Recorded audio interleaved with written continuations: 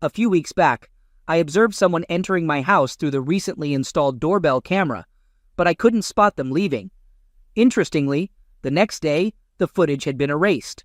This made me curious, so I took on the role of a detective and started investigating. My soon-to-be ex-wife knew me well and noticed that I had grown suspicious of her behavior. She believed I had discovered some evidence, likely from the recently installed doorbell camera she had erased. I was in the process of installing in-home cameras and recording devices. However, she eventually confessed and admitted to an ongoing affair that had lasted about a year, almost the entire time I was away helping my elderly parent most of the week. She acknowledged that I deserved better. She mentioned being fair in our divorce, agreeing to sell our house and split the proceeds. There's a possibility she may end up paying me alimony for some time or a lump sum. We'll divide most of the debt, and the house sale is likely to clear that, leaving a little for us to start over. It's really disappointing and feels like such an anticlimax. It's so unfair. I'll admit I let anger build up, and I wanted to get revenge somehow, but there's hardly anyone to expose her to who would even care. On the affair partner's side, there's no one to expose either since he's single, or well, divorced, and he seemed to know more about the state of my marriage than I did. Their relationship wasn't even close, and it's possible this wasn't her first time doing this, but I decided not to dwell on it and avoid seeking more hurt. This situation comes at a tough time for me since I'm dealing with elder care issues and just don't have the energy or desire to fight for anything right now. She offered to try and fix things, but we both know there's too much pain and damage between us, and she's known how broken I still am from being cheated on over 25 years ago, even before we got together. Some wounds never truly heal. I've been questioning whether our whole relationship was just a rebound lately, but I'm someone who's dedicated, and once I commit, I'm all in. Maybe I did that too soon. Now, I don't even believe in people or relationships being worth it. I can't see myself trusting anyone ever again. So here it is. No confrontation, no revenge, no exposing, and no reason left. Just two terrible, emotionless lives torn apart. Now, I have to figure out how to rebuild myself without my pride and ego. It's just another failure to add to the long list of them in my life. The life I knew was over, and I'm just going through the motions, handling things on autopilot. I don't even want to go home, but I have to pack and get the house ready to sell. Then I'll need to find an apartment, but I don't even know where I want to live. It's all just so lousy. I wasted more than half my life on someone. The road ahead seems like a void, and the only reason I get out of bed is to take care of my parent. At least not having kids is a blessing, because once the divorce is done, I won't have to be in contact with her, but that will take time. Every time I hear her voice, it just brings back the pain again. My way of hurting myself is by looking back at all our pictures and reminiscing about the otherwise good times we had. I just don't understand why I'm so stuck in the past, mourning something I thought I was ready to leave anyway. I lie awake at night analyzing everything I did wrong and feeling like I was never good enough for anyone. I question why I deserve to be treated poorly and why my life is so crappy. It feels like I'm always on the losing end. Now, I'm old, broken, and feel undeserving of this crappy life. I have no hopes and dreams, just alone in my own thoughts. More thoughts from later last night. She hasn't even reached out to me since I left. Even though I told her not to, I meant it, and I guess she knew that. But there hasn't been a single sorry or "are you okay" from her. Is she just sitting at home, acting like it's just a regular Tuesday? Or maybe not. During the Christmas before last, we were discussing how we ended up with a dead bedroom. I mentioned that about 15 years ago we went through many premature births from IVF. After that, I was scared of getting too close to her because I was terrified of accidentally getting her pregnant and going through that loss again. It led both of us to need mental health help, and we only got out of our deepest depressions with support and luck. Now I know I made things worse after she confessed to cheating for about a year. I said something really nasty, telling her she deserved to lose all of our kids because of the person she is. I'm considering sending her an apology text for that statement. But do you think that mentioning my fears from back then, over a year ago, made her flash back to that painful time and then led her to cheat on me? I only ever told my therapist about my fears, and we discussed ways to overcome them. We decided It wasn't the right time to bring it up with my wife. Maybe she blames me for our years of intimacy issues. Maybe it's all my fault. Oh God, what have I done? After thinking about it and probably against better judgment, I called her. I knew she probably wouldn't answer, so I left a voicemail apologizing for what I said. I admitted it was hurtful and not true. I'm sorry we ended up here, but I know it's over. Let's handle this like mature adults, not like the 20-somethings we were when we met. I told her I hope she finds what she needs and left it at that. Last night my wife called me. She appreciated my apology and knew I said those things to hurt her. We didn't talk much, just some apologies and blah blah blah. I mentioned I'll be coming home this weekend, but need her not to be there. It was mostly civil, but I made it clear I don't care where she goes. I even suggested she stay with her boyfriend since that's who she wanted anyway.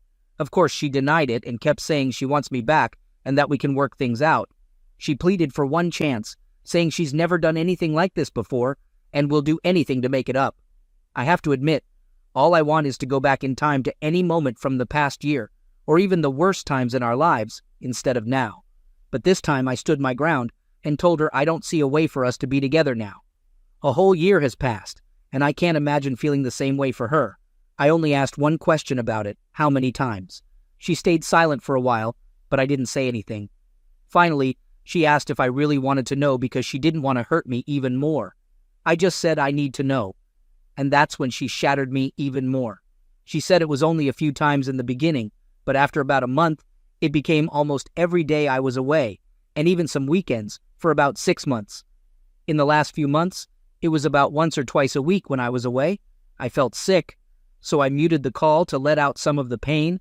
She had intimacy with him more times in a year than we've had in the past 10, 15 years, maybe even more than in the beginning of our relationship. It was like hundreds of times. I wanted to ask more questions, like if he was better, bigger, or what they did. I wanted to know what he did that I couldn't, but I couldn't bear it anymore. I just told her to go to him this weekend so I could be alone at home and sort through my important things. I don't even have a permanent place to take my things. I've been awake and got a bottle of good scotch. Now I have to work and take care of my parent while dealing with a hangover. So, as we had agreed, I went back to the house to gather some things. Thankfully, she's nowhere in sight. I'm collecting some documents I forgot last weekend, and then packing clothes and other stuff. It's all going faster than I expected. I've got my AirPods in, playing some good tunes to stay positive. I head to the basement and start packing up a few things from there. It's tough, but I'm determined to keep moving forward before I get too down.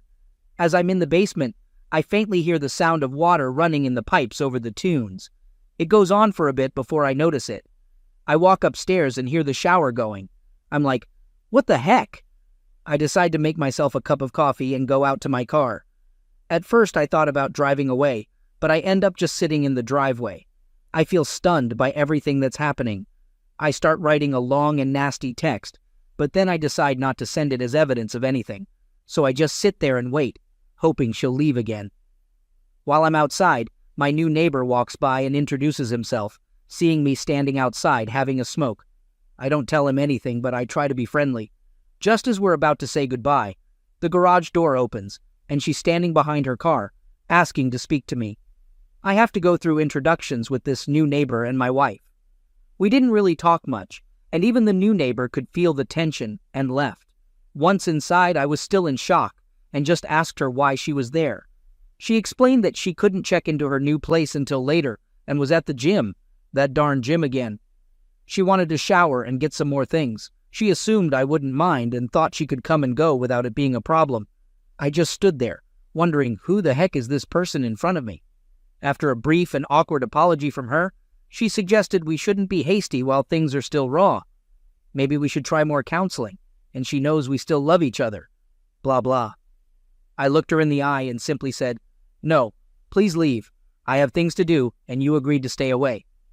I told her that this is what she caused, and then went back to the basement. I'm sitting here now, typing this, and trying to control myself and my blood pressure.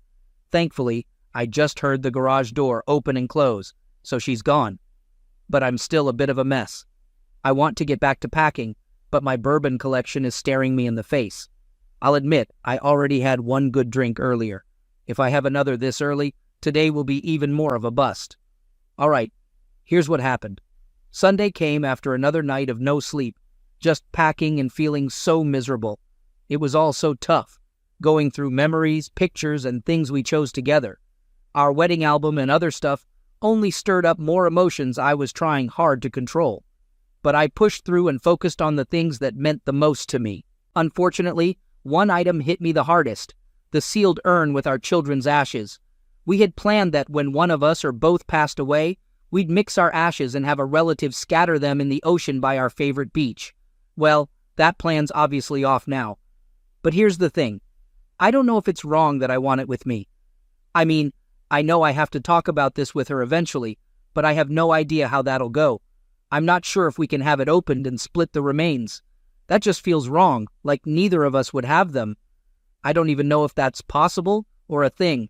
I guess I'll ask my attorney once I hire one.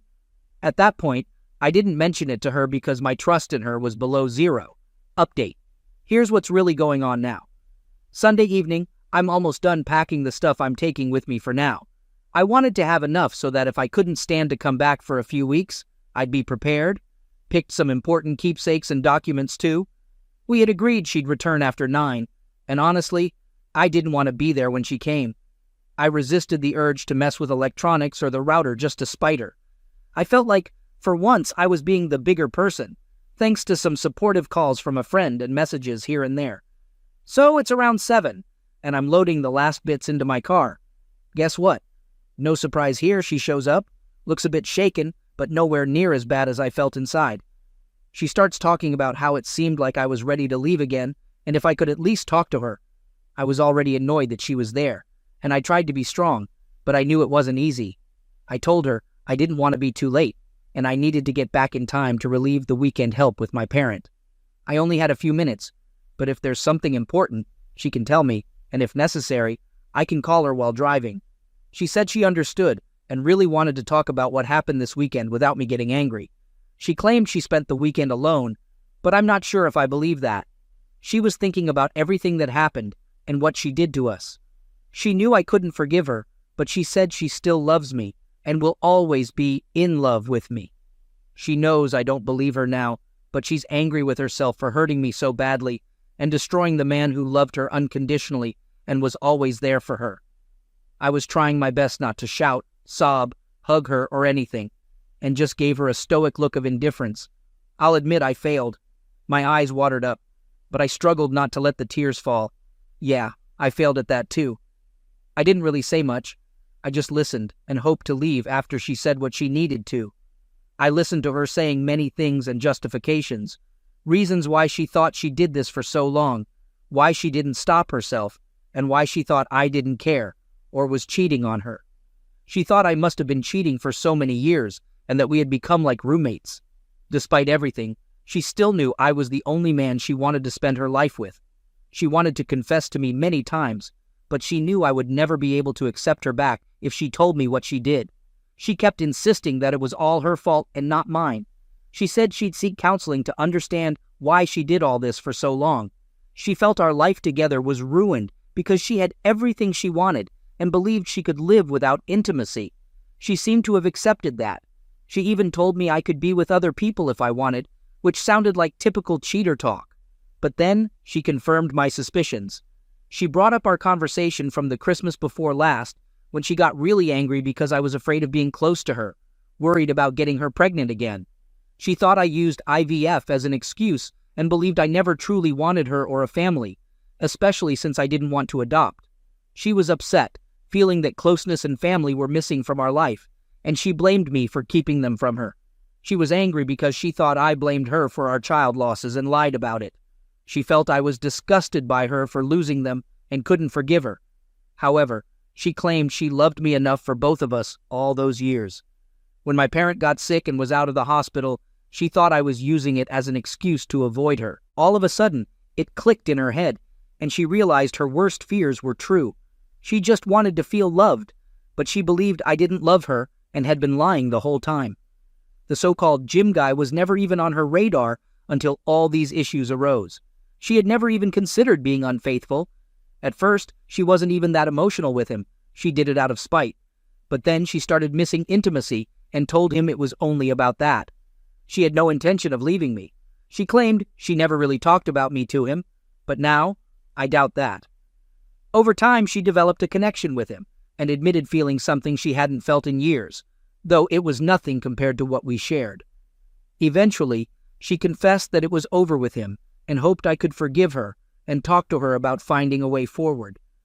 Even if we had to split now, she asked if we could take some time before divorcing. She knows what she did was terrible, but she believes I had been dishonest about this for so many years and should give her the chance she deserved. Honestly, I couldn't hold back anymore and blurted out, "Do you seriously think you deserve a chance after a whole year of cheating?" I had shared my deepest fears in therapy, but I never wanted this kind of situation to happen, so I kept them hidden. I tried so hard in the past few years to connect with her, be romantic, and engage, but she hardly acknowledged my efforts. I thought being vulnerable and sharing my deepest secret would bring us closer and show how much I cared, but instead she used it to cheat and ruin my life. It shattered me, and thoughts of ending everything crossed my mind every day. She admitted she considered it too, but decided against it for my sake. I couldn't hold it in and yelled, "But you could do this to me? For a whole year?" After calming down, I told her I could never be open and vulnerable with her or anyone else again. She took my fears, weaknesses, and honesty and used them against me, and it changed me forever. I feared that this revelation was the reason for everything that happened afterward, considering the timing and all, according to her. But I still wasn't sure if I believed her when she said it was her first time doing something like this. I was already about 45 minutes later than I planned to leave. I knew I had to rush up the highway, but I wasn't in the right state of mind. Anyway, I left, promising to think more about what she said and call her if I had any questions or more to say. But while driving, all I could do was blast some loud music and cry in pain because my thoughts of causing this mess were confirmed. The ride was even more painful than the first one after D-Day. I ended up not calling her again. Now, in the clear light of day, I'm wondering if I caused all of this, and if she could have seen my posts and used them against me. But to be honest, she's not much into social media, and I doubt she even uses Reddit. It was never on her phone, tablet, or in her App Store history. I can't believe I let my guard down with anyone and shared things I shouldn't have. If I had never opened up, maybe I wouldn't be in this mess. It feels like karma, because I was thinking of leaving last fall anyway. Now, I'm just going through the motions, and it proves I should act like the happy guy and never let my guard down again. I feel like I ruined everything I had. I'm still consulting with my attorney and trying to figure out my path, because I don't know how I can come back to her after all of this. The truth is, she just tore my heart open again and destroyed everything I was holding on to keep going. Me. X. I hired a lawyer to handle our legal stuff. Let me know who they should contact. You should get legal advice for what you did. X. Can we talk about this and figure out how to handle it? Please call me back. I'm sorry for how you must feel. I know I don't deserve a chance to talk before you make your decisions. Maybe we need some time for things to calm down. I know you probably think better of me than I deserve. I'd like to discuss counseling, but let's do it away from work emails. Can you text or call me? Me. I'll be busy with work and P's move. Just wanted to let you know. I'll use your personal email from now on. X. Thanks. Think about what I said. I hope you have someone to talk to. I understand you must feel alone. I know you always take care of others more than yourself. How's P doing with the move? Tell them I love them too. I'm really sorry. Call me soon, love. I just realized something. P, my parent, is losing everything they own. Their home of 50-plus years and all the memories as they move to a facility. Can you imagine how a person with dementia feels being moved around like this? How they have to be reminded every day because they forget? Then they have to go through the emotions all over again. I'm trying to handle it gently, but it's tough. We're figuring out what they really want to keep. After thinking about the conversation more, what really stuck with me was how she talked about not sending stuff to work. At first, I understood, keeping personal stuff separate from work email makes sense. But then I realized she must have used her work phone for this. Her personal phone was always pristine, and I even updated it for her when she got a new watch last Christmas. I guess I could still have overlooked something, though. Anyway, off we go. Update. It's been around a month since my last post about the mess my life and my WW wayward wife have become. I'm sharing this update because things have both improved and worsened at the same time. If you're interested in the whole backstory, you can check my post history for all the details. But to keep it short, my wife of 25 plus years cheated on me for about a year while I was away taking care of my elderly parent most of the week. On the bright side, my parent has been in a care facility for a bit over a month now, and they seem to be adjusting pretty well. I visit them often, and they are generally happy to see me and still recognize me most of the time. I've also handled packing and selling all their stuff and hope to close the real estate deal this week. As for me, I found a better place to stay temporarily. I'm crashing at a friend's place who lives close to work. It's working out well for now, and I considered getting an apartment right away. But this arrangement is doing the job for the short term. Now let's talk about the rest of it. I did serve her with divorce papers, but her lawyer responded in a confrontational way.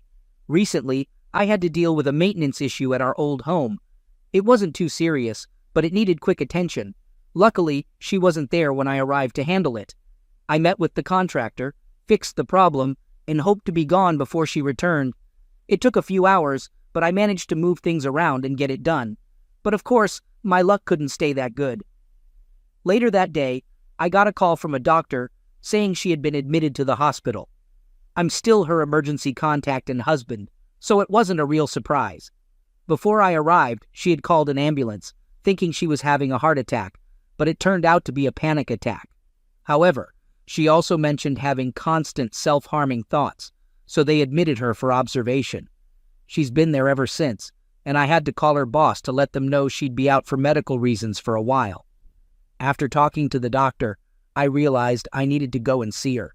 The doctor said I could visit her since she requested it, but I had to be non-confrontational because she was in a delicate state. I was really confused because I didn't want to visit if it was just the usual cheater script BS. But I still care for her and don't want her to harm herself or struggle to take care of herself in the future. She had been in care for mental health in the past, along with another chronic health issue she's had her whole life. During those tough times, I was there for her 100% and did everything to help her get through it. Also, selfishly, I don't want it to affect our ability to handle our business together. I talked to my friend about it, and they said it's up to me whether I want to visit her or not. I also spoke with my attorney after the first couple of visits. They advised me to be cautious, not make any promises, or say anything that could be used against me, etc. I knew before visiting that cheaters often use attempts to end things as a way to manipulate. But considering her history, I'm aware that this could be a genuine and serious situation she's in. I know, I shouldn't let anything related to her actions suck me in. I don't want to slow down my progress in moving on with my life, but there's a part of me that feels the need to be there for her. It's frustrating that I still have these feelings and wish none of this had happened, but it did. I've tried to be firm with her, but seeing her in such a state might cause setbacks. Now, before you jump on my case, I can't just abandon her. It's not in my nature. She really doesn't have anyone else. Her only close friend lives far away and is dealing with her own serious medical condition right now.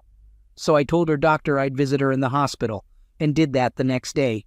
When I got there, she was a mess. I brought some things she might need since it seemed like she'd be there for a few days. When I arrived, she was still sleeping with an IV and monitors, but they didn't seem related to mental health. I thought maybe it was dehydration or something, but seeing her sleep brought back memories of how beautiful and peaceful she looked, like the person I used to want. As I sat there watching her, all the anger and betrayal feelings came rushing back, but I kept it together. Eventually she woke up, and she was surprised to see me.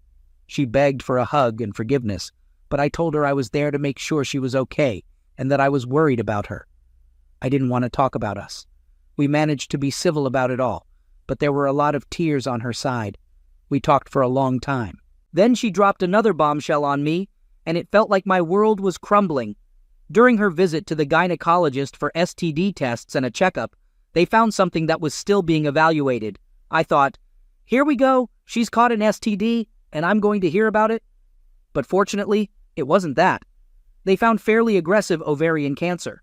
Now, I'm no expert, but I know that type of cancer is usually serious. I had to step out of the room for a moment to collect myself. So many emotions were running through me, and I didn't want her to see that. After gathering myself, we talked for a long time. In our conversation, I eventually agreed to help her in any way I can. Part of me wanted to tell her to rely on her BF now, but I made it clear that my decision had nothing to do with us being together. I felt that I would do the same for her if the situation were reversed. But who knows? It turns out her panic attack was triggered by getting this news, and also because I completely ignored her birthday. Plus, she got served with divorce papers in the same week. It's like a perfect storm of crap hit her life. It almost feels like karma. She was feeling overwhelmed and thought ending her life would be easier than facing me and this disease alone. She was losing everything, and now facing the prospect of losing her life on top of it. She didn't want me to suffer from her medical debts either. She thought her life insurance and giving me the house would give me a fresh start. But I managed to convince her that all I want is for her to fight with everything she's got and to be there for her. I told her she is not a reason to end her life. So that's what I've been up to lately. Driving up and down the highways for work, visiting my parent at the hospital, staying with my friend, and now going back to our old home to gather more of her things. They moved her to a regular room since the doctors think she's no longer a danger to herself. She's had more tests, and today we'll find out the exact stage of her cancer. From the initial exams, it's at least stage 2B or worse. If it's not stage 4, we might have a chance to handle it, I guess. But if it's stage 4, it'll be a tough and short road ahead. I'm currently typing this in the hospital cafeteria, waiting for the oncology department to give us more results and details. I'm the kind of person who'd do anything for anyone. Even though her actions drove me away, I'd be a complete mess. Not that I haven't been in private. But once again, I'm trying to be strong for both of us and staying optimistic, which is totally against my pessimistic nature. The biggest thing that might happen, if it's not a lost cause, is that she'll need major emergency surgery and chemo, and she'll require care and assistance during recovery. I agreed to be there for her through the surgery, chemo, and recovery, if that's the best case scenario. I haven't explicitly told her yet that I would move in and stay with her, although it's probably what I'll have to do.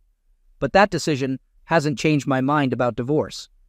I talked to my lawyer about what all this means for our separation, and if we can still be considered separated during this time. They said we can treat this as an in-house separation as long as certain things don't happen, which would be impossible anyway. My other concern is how I can avoid being responsible for part of her medical debt from this situation, as it's likely to delay our divorce proceedings. They told me we can amend our settlement agreement, but she would need to agree that none of this is my liability. So the question is, can I take care of her through this, avoid getting emotionally connected again, and still move on with my life, no matter how this situation comes to an end? Update. For those who are still interested, I finally met with the doctors. It's stage 2B and has spread, but the tumors are still small and haven't reached the bladder or other distant organs like the liver, which is almost impossible to cure. She will undergo serious surgeries and chemo. I had already made up my mind that I would support her in her battle, no matter what she did. I can't just leave her to face this alone without any support. I know some might say it's not my responsibility anymore, but I guess I can't be that cold-hearted person I initially thought I could be, and I don't care what others think. I'm doing this for myself. Despite supporting her through this, I will continue with our separation and divorce. Unfortunately, I'll likely have to move back in temporarily for in-house separation to help her for a while. I've discussed this with my attorney, and they understand my position. They say we can still consider it as separated time, as long as we don't sleep together, which won't be a problem for various reasons. We also need to agree that she won't make the process more difficult, as it seemed to be her original plan. I'll make sure she understands that my support comes with the condition that she doesn't contest or drag out the process. I'll agree to give her time to get better situated. I might feel guilty, like I'm bargaining with her life, but everyone has their limits. She'll undergo surgery in the next few days for additional biopsies and a major operation. The treatment plan is aggressive, but it's better to stop the spread now. I don't need more details than that. As my post title says, her cheating may have saved her life, as she would likely have caught this too late otherwise. So I guess someone in this situation gets a win. I appreciate all the comments and advice. I know they come from a place of support, But ultimately, the choices are mine to make. I just want this part of my life to happen and eventually end. After this, I can't keep feeling obligated to anyone besides my parent. Attachments only seem to bring pain, but I guess, in the end, it's my fault for getting attached in the first place. I'll continue to monitor this account and might make updates, but for now, I guess this is the path I have to walk. I've been at the hospital with WW since yesterday morning, and it's been really rough, just like everything else that's been happening. First of all, she's in a bad state. During surgery, she coded, and they had to stop it because her blood pressure was uncontrollable, among other issues. The surgeon did remove a lot of the cancer, but not all of it. She'll need more surgery, but it's too risky right now. Last night, she even had a seizure that caused more damage and bleeding, so they had to take her back into surgery, even though it wasn't initially recommended, to stop the internal bleeding. She came out of that surgery earlier this morning, but has been in and out of consciousness. The medical team is doing everything they can to prevent a stroke. I'm not sure if she'll make it, and I've been running on no sleep for 2 days, imagining the worst. She's a bit more stable now, but it's still a very delicate situation. Adding to the stress, while waiting for her initial surgery, I used her work phone and saw a message from her affair partner a few weeks ago from an unknown number. I noticed she had blocked his other number, but I kept their conversation as evidence. In the message, he was asking how she was and apologizing for how he treated her the last time they saw each other. There's a whole story there that I don't want to go into, but basically, I tracked down the guy involved, and things got messy and dangerous. He contacted her, and she agreed to meet him to avoid legal trouble, but it happened anyway. That was almost a month ago. I did see her response to him, where she said he was the biggest mistake of her life. She regretted meeting him, and she wanted no further contact. She even asked him not to reach out for everyone's safety. I don't take this as significant since I found it myself, and she didn't admit anything to me, so I guess she still has her secrets. I managed to go through everything, including her work emails and personal accounts. I even looked back far before last year, and I found nothing suspicious before then. But it doesn't change my mind about the divorce or helping her. I'm just ranting because everything is messed up right now. She might live or die without ever knowing that I know this, and the only thing it proves to me is that she's still capable of lying to me. I don't even know if we'll ever get the chance to talk about it. I guess it doesn't really matter at this point anyway. I might be done with my posts now because nothing else really matters if she's not alive or has some brain damage or is in a worse state than expected. I'll still do whatever I can for her and hope for the best. But honestly, I tend to expect the worst. The best thing I can hope for is to get some actual sleep before the end of the week. Update. So here's the latest episode of my crap show today. WW's condition has been up and down, mostly down. They think she had a small stroke, but she's still hanging on and slightly improving over the weekend. While she's not out of the woods yet, doctors are a bit more optimistic. She's been conscious more, but in a lot of pain and on some strong meds. They moved her from intensive care, and she'll probably go into rehab before coming home. On Thursday, WW's best friend, M, got in touch with me. We hadn't talked since all of this happened. I figured she knew and was just on WW's side no matter what. I left her a voicemail the night after WW's first surgery in case they hadn't talked, letting her know WW might not make it through. I said if she wanted to see her, she should come soon in case the worst happened. Em and I were never super close, but they've been friends since their teens and went to college together. We've spent time together during holidays and a couple of vacations. So, on Thursday, Em called and expressed how sorry she was that we were going through all this and said she'd like to come see WW. She asked if she could stay at the house. I assumed she maybe thought I was still living there. I told her she could stay and use WW's car if needed. I've been at the house part-time, so it's not empty, but not every night, and it still hurts to stay in my own house. I agreed because she's always been a really good person, and I know losing her friend is weighing on her. Thursday evening, I picked her up from the airport, and we went straight to the hospital. On the way, we talked more about WW's condition and what had happened since the surgery. She finally tells me she knows what happened with us, but she says WW only told her everything a few days before she was initially hospitalized when she got the news about the cancer and was served with divorce papers. She told me they hadn't talked much last year, not like before, but she thought it was because WW was struggling with the news about her own medical struggles, and she wasn't good at handling the possibility of losing her best friend. The crazy part was that she had shared her suspicions with WW that her husband was cheating and how they were trying to work through it. She believed it was just an emotional affair and that he had a crush on someone at work but didn't act on it. Eventually, he realized what he was risking and came back to her, according to her. I didn't say much about it, except to advise her to verify everything he was saying. I hadn't seen anything about this in WW's text conversations, but since we're all over 50, we're probably more phone call people than texters, so it kind of makes sense. The absolute irony and slap in the face for both of us was that she was advising WW on how to approach her husband about it and handle their marriage counseling. She was helping her set boundaries and demand the respect she deserved, etc. M told me how they argued a lot when she confronted WW about everything. She wasn't sure if they could still be friends after discovering how deceitful WW had been to both of us. M even admitted to cursing her out and saying she deserved whatever consequences she faced in the divorce. It's surprising because M is not the type to use foul language. She's pretty religious and proper. After the argument, WW tried calling M a few times, but M ignored the calls. That's also why she didn't answer my call initially when I reached out to her. She thought I might be trying to involve her more in the situation. However, when M heard my voicemail, she realized that she couldn't stay away without seeing WW again, just in case the worst happened, and she didn't want their last words to be during a heated argument. So she called me to arrange a visit to the hospital. We spent a lot of time together this weekend, but don't worry, it wasn't in any wrong way. M shared some more insights with me after her visits with WW. We talked almost every night until very late, and it was kind of nice because she never pressured me to stay together, but I could tell that after each visit, she was becoming more understanding. Last night, M surprised me by telling me something unexpected. DW had asked her to talk to me about DNR, do not resuscitate, and what to do if her condition worsened. W wasn't sure if things got worse, if I could take her off life support.